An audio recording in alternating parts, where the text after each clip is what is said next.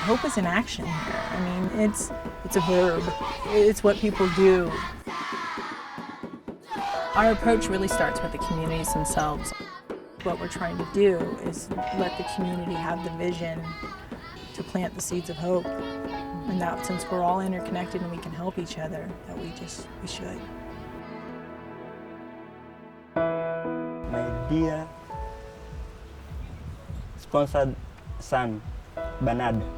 My mother had taken on Bernard as a sponsor son. They would send letters back and forth to each other. Sending you all the nice wishes now and always. Love, Stephanie. This is probably the last picture we took together, so it's difficult.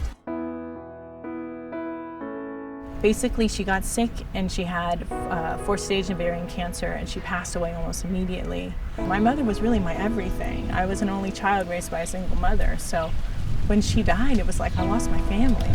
I almost died. I was very sad. She had the heart to pay fee for someone she don't know. She only saw me on a photograph. Just a couple weeks after she died, I got the opportunity to come to Kenya. We actually came to this park and we planted 2 trees here. What I came to find out is that my mother not only sponsored him, she also had sponsored this project that helped hundreds of women that were either living with HIV/AIDS or whose parents had died of HIV/AIDS. She told me that, Anastasia, I've not told you this. I'm dying of cancer. I'm not making it. But I have a daughter, just one daughter, who will make sure that what I wanted to do for you, for the organization, and for the girls comes to fulfillment. So I waited for the girl.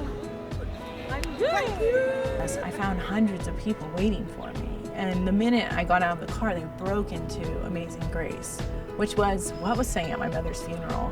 And I just started crying immediately. It was just an overwhelming experience in general. They said, your mother helped all these people and told me about the project, and I hadn't heard anything about this. When I broke the news that she's the one who was replaced the mother had died, everybody cried. Grief is just love. That's really what it is.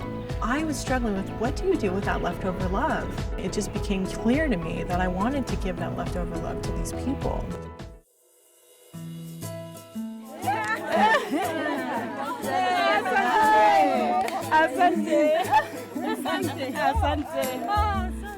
We have a health clinic up in Isiolo.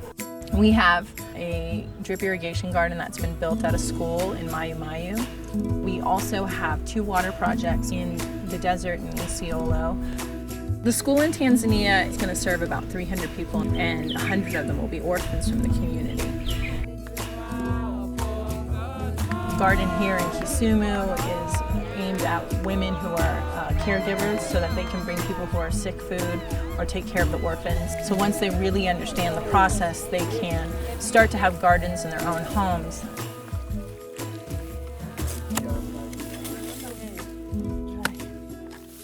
I value it very highly. Yeah, it helps my family. Even right now, they're going to eat veggies with the tomato inside. It's jungle green. There is red. The arts and crafts teach them how to make clothes or make jewelry to sell. And then it also teaches them how to run a business.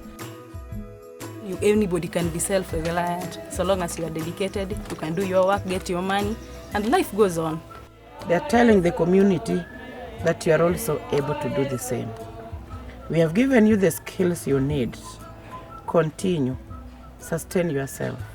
I had a dream actually, one day that Mama Hope had a hospital and I was the only doctor working that place. And I know my dream will be a reality one day. If you can take your grief and take that love and make something out of it, then you're really able to honor that person in a way that lets them live on.